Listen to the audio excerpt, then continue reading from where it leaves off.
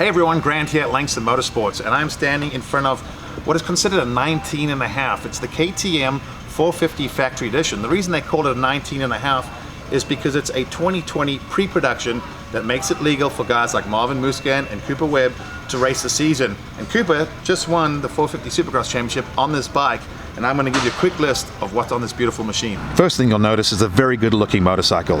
Comes with the factory Red Bull KTM graphics and the extra grippy seat. Updated WP suspension settings, as well as updated motor settings for improved performance. Akrapovic slip-on, and then other amenities like the orange anodized factory triple clamps, DID wheels, a start device, composite skid plate, semi-floating front disc, and also a front disc guard. And they're very hard to come by. KTM only bring in 400 of these into the country each year. So come down to Langston Motorsports, we have 2 left, grab one before they're all gone.